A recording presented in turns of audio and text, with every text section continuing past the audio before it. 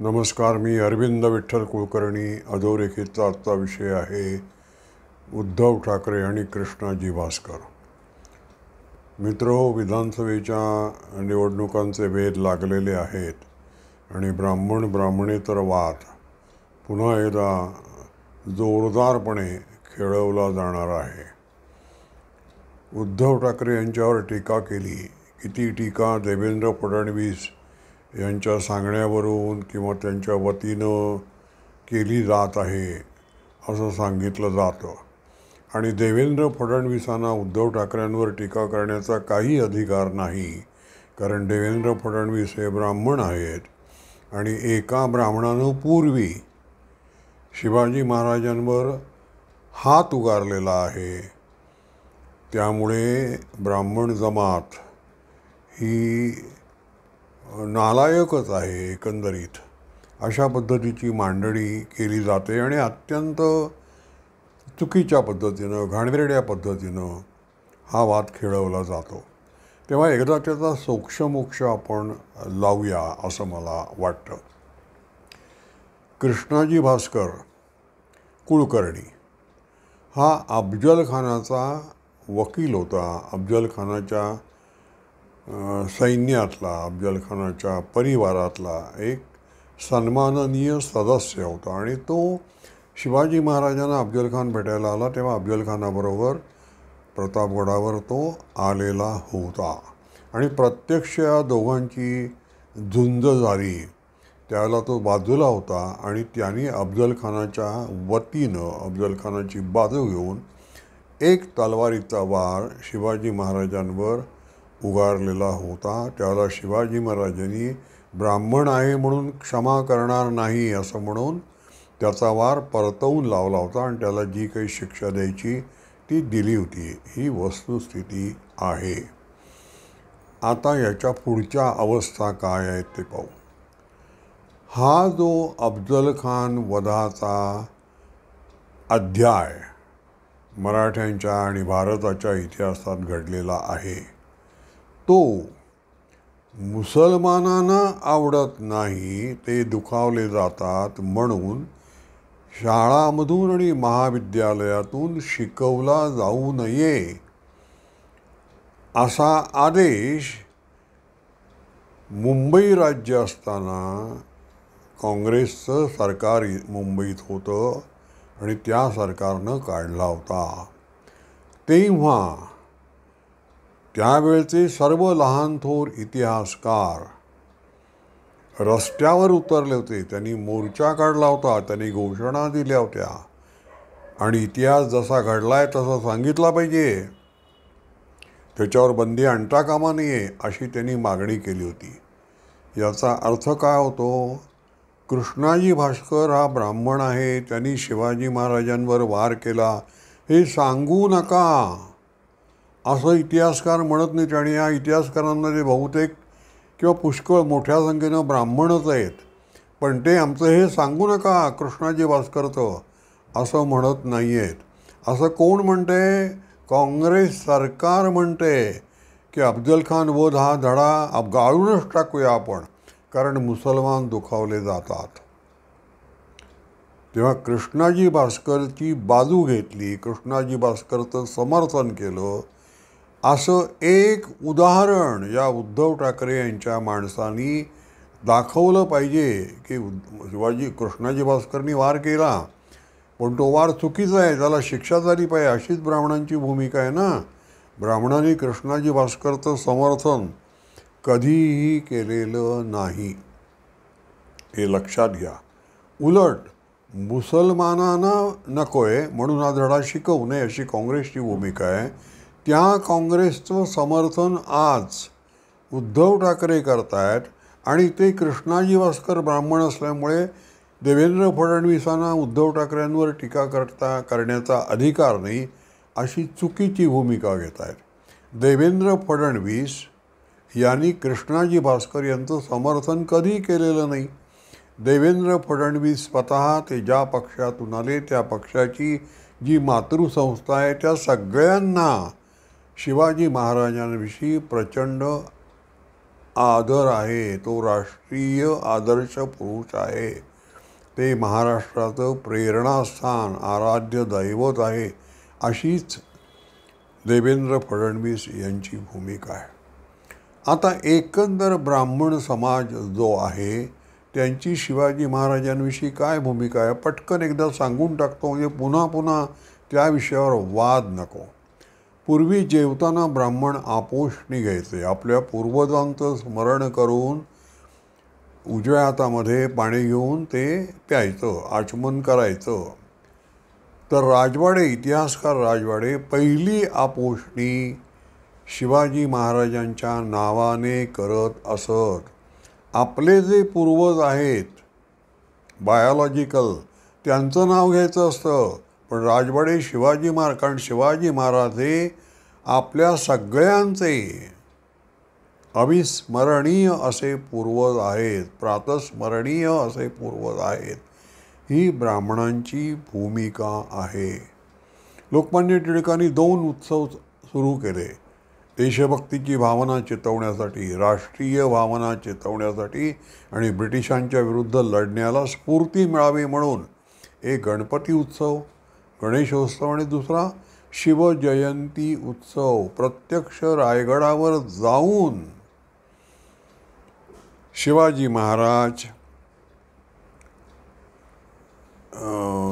महाराजांचा उत्सव लोकमान्य टिळक करत असत. स्वतः टिळक वाढत असत. जे सगळे त्या भागातले आदिवासी, दलित, साळी माळी कोळी सगळ्या जातीचे लोक जमत असत वरती. त्यांना लोकमान्य टिळक स्वतःच्या हाताने वरण भात वाढत असत, शिवाजी महाराजांचा जय जयकार करत असत. सावरकरांनी शिवाजी महाराजांवर आरतीच केली, या या अनन्य शरणा आर्या ताराया. ती आपण आकाशवाणीवर नेहमी ऐकत असतो. 1964 महाराष्ट्र शासनाच्या वतीनं रायगडावर जगदीश्वराच्या मंदिरात पूजा अर्चा सुरू करण्यात आली. ती काही काळानं बंद पडली, तेव्हा ती बंद पडणं योग्य नाही असं संभाजीराव भिडे गुरुजींना वाटलं आणि मग तेव्हापासून प्रत्येक दिवशी सांगलीतला एक माणूस रायगडावर जातो आणि शिवाजी महाराजांच्या जगदीश्वर मंदिराच्या मध्ये जाऊन रायगडावर पूजा करून परत येतो. 365 माणसं संभाजीराव भिड्यांनी निवडलेली आहेत. हा उपक्रम दुसऱ्या कोणत्याही देवळात कोणी केलाय का हो? संभाजीराव भिड्यांना केवढं अतोनात निष्ठा प्रेम शिवाजी महाराजांविषयी आहे की त्यांनी बांधलेलं जगदीश्वराचं मंदिर आहे, तिथे पूजा आपण शासनाच्या वतीनं होत नसेल तर आपण केली पाहिजे. थांबले नाहीत ते. आणि 365 माणसं तयार झाली. नेहमी असा एक आक्षेप घेतला जातो की ब्राह्मण हे कावेबाज आहेत, ते शिवाजी महाराज करतात, पण ते आपल्या लोकांची नावं कधी शिवाजी वगैरे अशी ठेवत नाहीत असं नेहमी सांगितलं जातं. काय आहे हो वस्तुस्थिती? हे थोरले माधवराव पेशवे जे होते त्यांच्या सासरे बुवांचं नाव शिवाजी आहे. लोकमान्य विनोबा भाव्यांच्या धाकट्या भावाचं नाव शिवाजी आहे.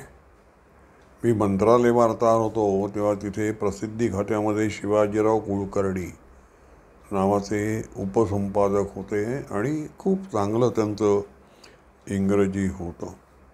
हा जो ब्राह्मणेतर वाद आहे हा आपण आता टाळला पाहिजे. ब्राह्मण आणि इतर जमाती यांच्यामध्ये कुठलेही मतभेद नाहीत. मराठ्यांनीच राज्य केलेलं आहे महाराष्ट्रावर. एक पेशव्यांचा अपवाद सोडला, तो कालखंड सोडला तर सुरुवातीपासून आजपर्यंत मराठ्यांनीच राज्यकारभार केलेला आहे आणि त्यांच्या राज्यकारभारात कुठल्याही प्रकारे विक्षेप ब्राह्मणांनी उभा केला नाही. आणखीन एक आक्षेप असा घेतला जातो की शिवाजी महाराजांनी जो राज्याभिषेक केला स्वतःला, त्याला ब्राह्मणांचा विरोध होता, ब्राह्मणांचा आक्षेप होता. या विषयामध्ये मी आपल्याला एक असं सांगू इच्छितो की शिवाजी महाराजांनी त्यावेळचा परमेश्वर ब्रह्मदेव असं ज्याला म्हटलं जातं, भूदेव, काशीचे गागाभट्ट नावाचे मोठे विद्वान होते, त्यांना शिवाजी महाराजांनी विचारलं होतं की मला राज्याभिषेक करण्याचा अधिकार आहे का? आणि मग गागाभट्टांनी सांगितलं होतं तुम्हाला निश्चितच अधिकार आहे, कारण तुम्ही 4 पातशाया पायाखाली दाबल्या आहेत.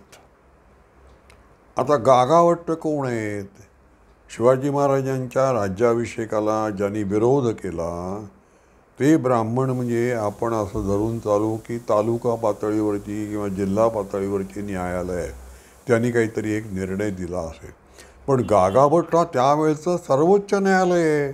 मग सर्वोच्च न्यायालयानं राज्याभिषेक समर्थनीय आहे असा निर्णय दिला आहे, तो लक्षात घ्यायचा नाही. डिस्ट्रिक्ट मॅजिस्ट्रेटनी दिलेला निर्णय तोच फक्त धरून ठेवायचा आणि सर्वोच्च न्यायालयाने तो निर्णय जर फिरवला असेल त्याला महत्त्व द्यायचं नाही.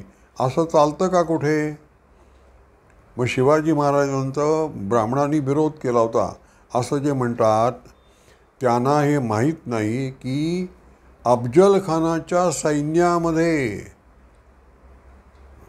मराठ्यांची संख्या भरपूर होती आणि अफजल खान देवळं फोडत होता, तेव्हा या मराठी सरदारांनी आमच्या देवळांना हात लावू नका असं सांगितलेलं नाही. तेव्हा हा इतिहास आहे, त्या जुन्या गोष्टी आपण काढू नयेत. मी या विषयातलं एक मला माहिती असलेला एक किस्सा सांगतो. हे शिवसेनेचे नेते होते ना, सुधीर जोशी, हे महापौर पण होते. तर महापालिकेमध्ये जे सभागृह आहे त्याला लागूनच त्यांचं उपाहारगृह आहे. तिथे केवळ नगरसेवकांना आतमध्ये जायची मुभा असते. तर एक दिवशी त्या उपाहारगृहामध्ये काँग्रेसचा एक नगरसेवक सुधीर जोशांनी प्रवेश केल्यानंतर म्हणाला, हे आले भट, ब्राह्मण, दलितांना एकेकाळी यांनी छळलंय, छळणारे आता आले. त्या सुधीर जोशींच्यावर त्याचा काही परिणाम झाला नाही. ते थांबले, चहा घेतला त्यांनी, चहाचा कप हातात घेऊन ते म्हणाले, हे पहा, ते जे छळणारे ब्राह्मण होते ना त्यातला मी नाही, आणि शिवाजी महाराजांच्या सैन्यामध्ये ज्यांनी मर्दुमकी गाजवली ना त्या मराठ्यांपैकी तुम्ही नाही. त्या कशाला उगाच जुन्या गोष्टी काढता? तुम्ही कोण आहात ते मला माहिती आहे आणि मी कोण आहे ते तुम्हाला माहिती आहे. तेव्हा या जुन्या गोष्टी तुम्ही का काढता? तेव्हा ब्राह्मणी तर वाद खेळवू नये असं मला वाटतं. त्याचा काही फायदा नाही. गेल्या महाराष्ट्राची 1960पासूनची जी वाटचाल आहे त्यात एक उदाहरण असं दाखवा की ब्राह्मणांनी चाललेल्या गाड्यामध्ये खीळ घालण्याचा प्रयत्न केला. ब्राह्मण तुमच्या राजकीय प्रवासामध्ये, वाटचालीमध्ये, घडामोडीमध्ये कुठल्याही प्रकारे विरुद्ध किंवा शत्रुत्वाची किंवा अडथळे आणण्याची भूमिका घेत नाही. त्यांच्यावर अनेक प्रकारानं अन्याय होतो, पण तो एकंदर व्यापक हितासाठी सहन करतात. सामाजिक सलोखा बिघडू नये, सामाजिक शांतता बिघडू नये, सामाजिक एकोपा बिघडू नये, हीच ब्राह्मणांची इच्छा असते आणि त्याप्रमाणे त्यांचं वर्तन असतं. प्रत्येक वेळेला जेव्हा राष्ट्रीय आपत्ती असते त्यावेळेला त्यांची भूमिका ही नेहमी सहकार्याची असते. मला या विषयामध्ये एक असं सांगायचं आहे की एक सूत्र आपण लक्षात घेतलं पाहिजे की ज्योतिराव फुल्यांनी मुलींसाठी जी पहिली शाळा काढली ती भिड्यांच्या वाड्यात काढली, आणि राष्ट्रीय स्वयंसेवक संघाची जी पहिली शाखा, जी सुरुवात झाली ती मोहित्यांच्या वाड्यात झाली. तेव्हा भिडेवाडा आणि मोहितेवाडा यातलं जे मर्म, हे दोन्ही एकच काम करतायत. समाज सुधारणेचं, समाजाला सज्ञान करण्याचं, समाजाला जाणतं करण्याचं काम मोहितेवाडा आणि भिडेवाडा करत आहे आणि हातात हात घालून ते चालत आहेत. त्यांचं आपापसामध्ये काही भांडणं नाही आहे. आता आंबेडकर आहेत, फुले आहेत, यांना ब्राह्मणांनी किती सहकार्य केलं हे आपल्याला माहिती आहे. त्यामुळे त्याच्यावर मी जास्त भर देत नाही. पण उद्धव ठाकरे आणि त्यांचे जे समर्थक आहेत त्यांनी हे लक्षात घ्यावं की समाज आता जागा होतो आहे. तर ब्राह्मणेतर वाद पिकवून किंवा पेटवून तुम्ही राजकीय पोळी भाजण्याचा प्रयत्न करू नका आणि कृष्णाजी भास्कर प्रकरण पुन्हा उकरून काढू नका. कारण कृष्णाजी भास्करचं समर्थन करणारा एकही ब्राह्मण मी पाहिलेला नाही, तुम्ही पाहिलेला नाही. त्या कशाला उगाच जुन्या गोष्टी उकरून काढता. सुजाण व्हा असं मी तुम्हाला आवाहन करतो. माझा हा व्हिडिओ आपल्याला आवडला असेल तर लाईक करा, शेअर करा आणि सबस्क्राईब करा. धन्यवाद.